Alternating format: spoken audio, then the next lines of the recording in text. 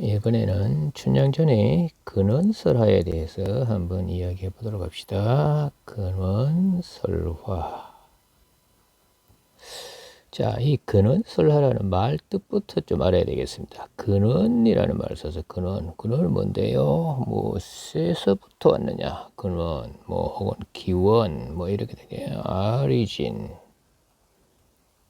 이런 걸까요? 자, 그러면 이 다른 말로 바꾸면 춘향전의 근원설하니까 춘향전의 기원이 된 어떤 이야기, 어떤 이야기라고 일단 해봅시다. 이야기.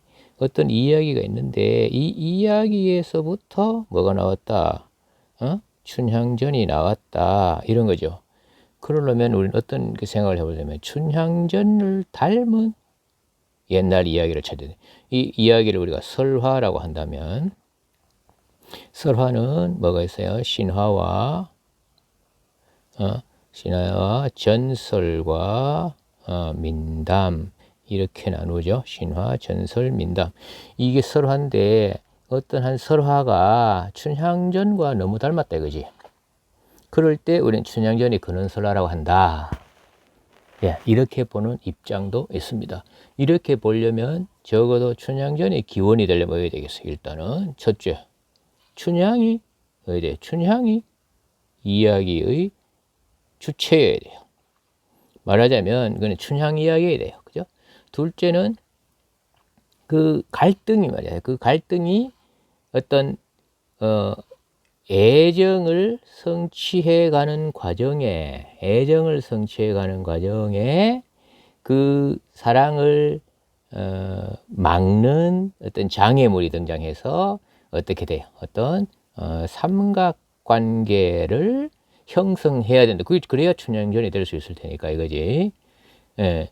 또 하나는 그냥 말하자면 어떤 이 하나의 이야기가 하나의 설화가 어떤 다른 설화들을 종속적 위치에 배열시킬 수 있는 중심설화여야 된다. 중심설화여야 된다. 중심설화여야 된다. 자, 이렇게 봐야 된다면 이 중심설화란 말이 뭐냐 하면은 이 이야기 속에 다른 이야기들, 작은 이야기들이 전부 포함이 되어야 된다는 이야기죠. 말하자면 춘향전 전체를 아우를 수 있는 이야기가 돼줘야 된다는 거죠. 그러니까 그 춘향이 아닐 이름이 춘향이 아닐 수도 있고 하지만 또 변사또 같은 그런 인물이 아닌 어떤 인물이 등장해서 둘의 사랑을 방해한다든지 이런 건 있을 수 있다는 거죠. 그러나 어떤 다른 이야기들은 모두 이 설화 속에 종속이 되어야 된다. 이런 것들이 기본적으로 춘향전이 근원설화다라고 보면 정말 찾기 어려울 거예요. 그렇죠? 그렇게 찾는 작업은 그야말로 완성된 춘향전을 가지고 이야기할 때 성립이 됩니다. 근데 실제로 이 설화가 있다면 일반적으로 이렇게 합니다. 어떤 설화가 있고 이 설화들이 하나가 아니고 여러 개가 있고 이 설화들이 뭐가 되고 판소리가 되고 이게 이 설화가 이야기니까 이야기는 판소리의 사설이 된다고 보는 게 맞겠죠.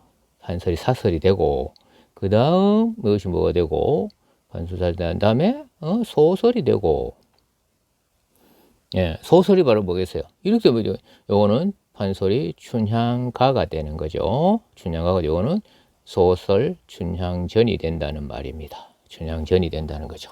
그런 다음에 이게 고전 소설을 읽히다가 개화기가 되면서 신소설이 되거나 그보다 더 뒷시기가 돼서 현대 소설로 개작될 수 있다. 이렇게 보는 관점이에요. 말하자면 뭐예요?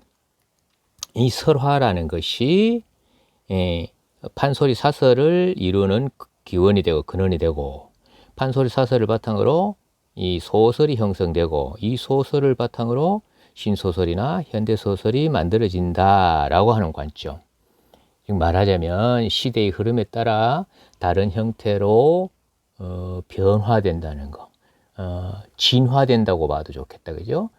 그 자체로서 존재하기도 하면서 또 다른 어떤 수요자의 요구에 따라서 다른 모양으로 바뀌는 거. 그 현대 사회에서는 현대 소설이 읽히는 거지 고전 소설 춘향전이 읽히는 건 아니다 말이죠.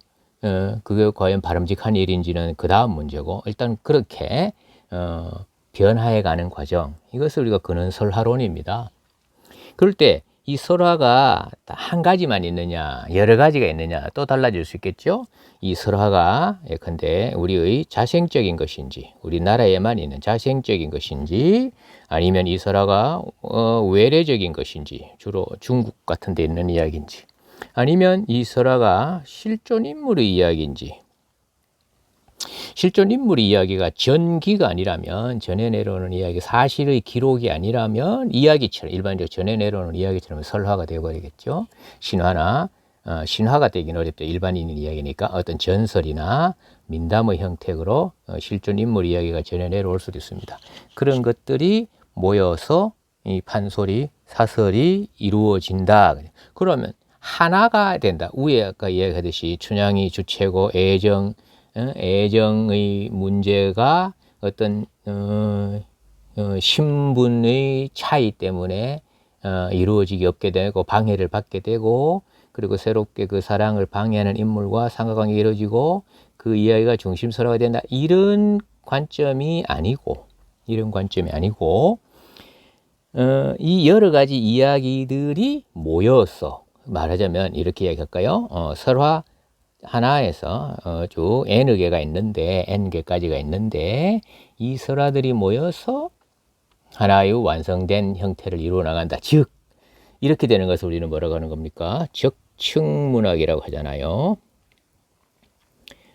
춘향전의 근원설화 하니까 춘향전에서부터 거꾸로 방향을 현재에서 과거로 가서 찾으려고 하는 것이 아니고, 현재 상태가 이루어지는 그 과정을 과거에서부터 추적해 오자는 거죠. 방향이 시간의 흐름에 따라서 가자는 거죠. 그래서 일단 하나의 이야기들이 결합하고 해서 완성된 것이다 라고 보는 것이 더 자연스럽지 않을까, 이런 관점입니다. 다시 말하면 이 완성된 춘향전을 바탕으로 해서 그와 비슷한 이야기를 찾느냐, 아니면 완성된 이야기를 여러 가지의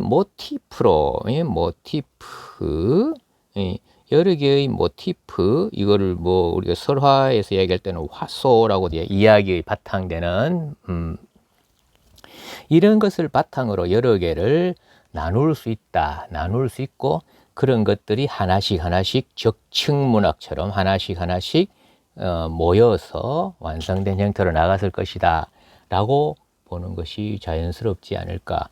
크게 봐서는 두 가지 그렇게 나눌 수가 있습니다. 그럼 일단은 춘향전 하면 어떤 이야기야? 춘향전은 크게 봤을 때 춘향전은 사랑 이야기잖아요. 사랑 이야기니까 사랑하는 남녀 간에 사랑하는 이야기로 되어 있는 모든 설화가 다 춘향전이 근원설화가 된다. 좀 그렇다면 사실상 무슨 의미가 없죠? 그럴 수 있잖아요. 그럼 다른 말로 바꾸면 춘향전이 근원설화는 애정소설 모든 것에 근원설화가 될 수 있으니까. 예. 그런 것 때문에 생긴 게 이거죠. 현재 춘향전과 닮아 있어야 된다라는 관점. 자, 그런 관점인데, 우리 여기서는 일단은 춘향전과 공유하는 어떤 모티프를 가진 옛날의 이야기들을 한번 찾아보는 데서 우리 춘향전 근원설화를 찾는데, 그렇게 귀결시키는 것이 일단 현재로서 할 수 있는 일이 아닌가 생각이 되네요. 그 사랑 이야기입니다. 춘향과 이도령의 사랑 이야기니까, 이렇게 우리가 사랑을 다른 말로 염정, 혹은 애정 이런 말로 바꿔서 염정설화, 염정설화 그렇게 부릅니다. 그런 이야기를 또 있고, 그 다음에 또 뭐냐면 춘향은 어떻게 되는 거예요? 춘향은 연려잖아요. 연려. 그럼 연려설화가 있다면 이것도 우리가 춘향전을 만드는데 어떤 바탕이 됐을 수도 있었을 것이다. 그럼 요것만 가지고 이야기하자면 그렇습니다. 남녀가 사랑을 하는 이야기가 있어요. 아주 단순한 이야기입니다. 누구와 누가 사랑을 했단다. 갑돌이와 갑순이가 사랑을 했대. 서로 좋아했대. 그래서 그런 이야기가 하나 있었어. 춘향전을 만들어 나가는데 하나의 바탕이 될 수도 있겠네요. 그렇죠? 그런데 그 사랑을 방해하는 인물이 하나 나타나서 그 갑순이는 그 사랑을 성취할 수 없게 된 상황이 생기는 거예요. 그렇지만은 갑순이는 나는 당신과는 사랑할 수 없어요. 끝내 거부했다. 그래서 연료로서 칭송받다. 그런 이야기가 있다면 하나가 보태진 거예요. 사랑 이야기에 어떤 인물 연료가 되죠. 그래 말하자면 여기에 하나의 남자가 있고 여자가 있을 때 이 남자 사이에 어떤 하나의 새로운 남자가 하나 개입했어요. 근데 그러면 이 여자는 어떻게 되겠어요? 이 두 남자 사이에서 이 첫째 남자를 위해서 둘째 남자를 거부해야 되잖아요. 그래야 연려가 되니까. 그리고 요렇게 이제 만들어지는 거죠. 그러면 사랑 이야기는 사랑 이야기인데 연려인 여자의 사랑 이야기가 되는 거예요. 그리고 이 둘이 서로 사랑을 하려고 했는데 어떻게 돼요? 결혼을 하려고 했는데 혼사까지 생각했는데 혼사를 가로막는 인물.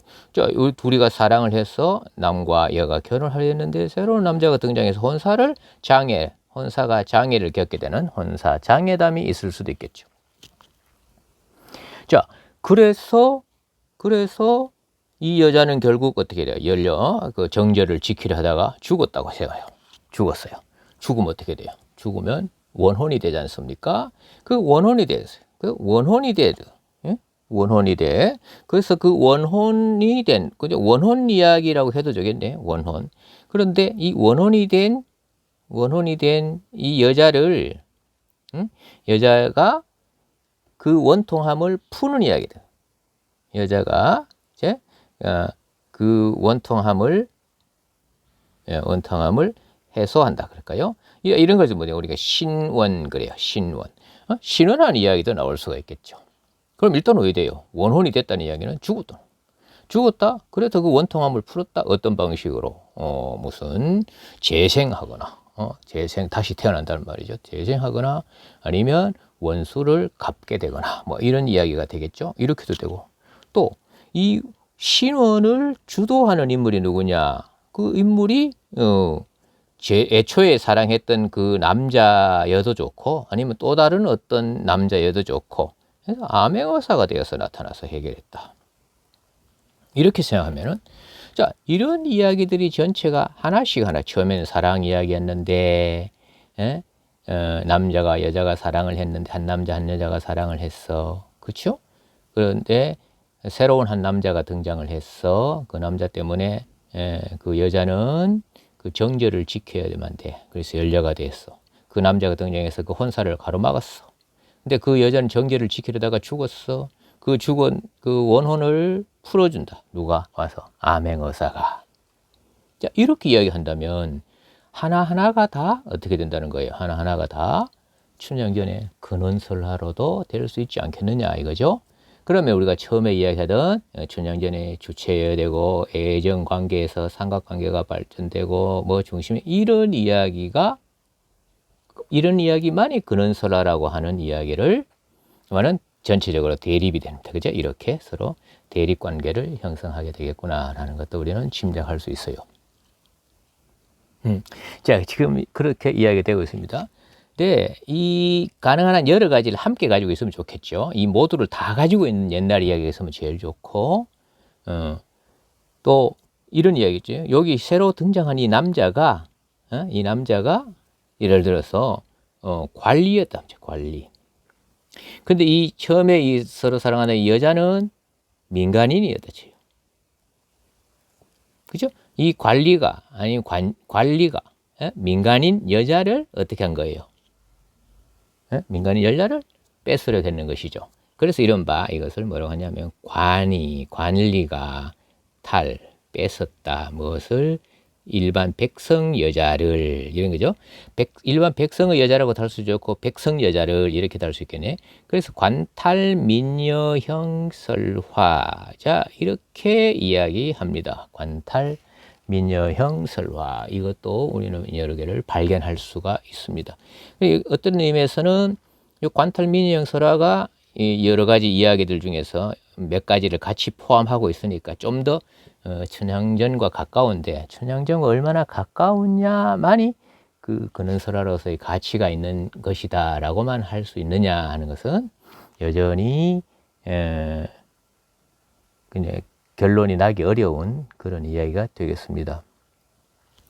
자, 우리 이 춘향전 거듭읽기에서는 염정설화 이야기는 182쪽에, 관탈민여설화는 244쪽에, 연려설화는 272쪽, 혼사장애담은 278쪽, 신원설화는 283쪽, 암행어서설화는 310쪽에서 자세한 사례를 들어서 설명하고 있습니다. 자, 참고로 이 신소설과 현대소설을 하면 좀 이상하잖아요. 뭐냐면 판소리 춘향가 응원이 됐어. 그 다음에 소설 춘향전도 됐어. 우리 연려춘향 수절가는 우리 앞에 2번 이야기할 때 춘향가와 춘향전 사이에 두 가지 성격을 함께 가진다고 이야기했죠. 그런 것도 됐어요. 그 다음에 신소설 하면서도 우리 옥중화라고 그랬어요. 이혜조가 쓴 옥중화, 1912년이던가요? 옥중화라는 것이 있었어요. 그러면 이게 현대소설 없을까? 이건 신소설인데 현대소설에서는 없을까? 고전소설은 옛날 거니까 재미없으니까 어떻게 현대소설식으로 당연히 어떻게 개작을 해야 되겠죠? 개작을 한다면 어떻게 바뀔 수 있을 것인가? 예. 현대소설도 있습니다. 몇 가지 들려줄 테니까 여러분이 한번 찾아서 한번 읽어보기 바랍니다. 자, 일단 이광수가 쓴 소설이 있어요. 이광수가 춘향전을 가지고 일설 춘향전이라는 작품을 썼습니다. 김주영이라고 하는 분이 김주영이라는 외설 춘향전이라는 작품을 썼어요. 현대소설의 형식으로 완전히 현대어로 되어 있는 바뀌어진 이야기가 되겠죠. 그리고 우리 김용옥이라고, 여러분 도올이라는 호를 가진 김용옥이라는 분 아는지 모르겠는데, 이분은 세춘향 변자 이런 개작 소설을 남겼습니다. 자, 이런 것도 여전히 있다라는 것을 알고 근원설화에서 판소리 사설로 형성하고, 그 판소리 다시 소설로 가고, 그게 다시 신소설이나 현대소설로 바뀌었다라고 하는 그 일련의 과정을 인정하는 데서부터 춘향전의 근원설화론이 시작된다는 것도 여러분이 반드시 알아야 될 일입니다. 물론 여기 이와는 방향이 다른 설화가 사설이 됐다가 아니라 이미 문장체 소설이 판소리 사설로 때는 이렇게 거꾸로 가는 것도 있죠. 뭐 가장 대표적인 삼국지연의에서 나온 적백가 같은 경우, 적백가 같은 경우는 문장체 소설 삼국지 나관중의 삼국지연의에서 적백대전 부분을 따로 뽑아서 판소리 사설로 엮은 겁니다. 방향이 이렇게 반대죠. 그런 것도 있을 때 그런 작품은 근원설화론이라는 것이, 사실은 설화론이라는 말을 하면 안 되겠네요. 근원이 뭔지 정도는 이야기할 수 있겠지만, 자, 춘향전의 근원설화는 언제든지 다시 찾을 수 있겠지만, 거듭말을 하지만 설화가 하나만 이루어진 것이 아니라 어떤 여러 개들이 모여서 적층문학적 성격을 가지고, 왜냐하면 여기까지는 설화에서 판소리 사설까지는 이건 적층문학, 구비문학이거든요. 영어를 리트로 칩니다. 구비문학입니다. 이 사설이 정착되면서 여기 기록되면서 기록문학으로 바뀌는 거예요. 구비문학에서 기록문학으로 바뀌어가는 이런 과정, 그건 그 다음 일어난 일이잖아요. 그래서 이렇게 판소리 사설이 애초에는 아주 짤막한 것이었을 것이다. 짤막짤막하고 서민 취향의 것이었을 것이다. 그러다가 점점 새롭게 양이 더해지고 또 지식층으로, 양반 계층으로 향수자가 이동했다. 이게 일반적인 판소리에 관한 연구 결과입니다. 그래서 근원설화론은 그런 의의와 함께 그런 한계도 지니고 있다는 것을 알고 있으면 좋겠습니다. 여기까지 근원설화론이었습니다.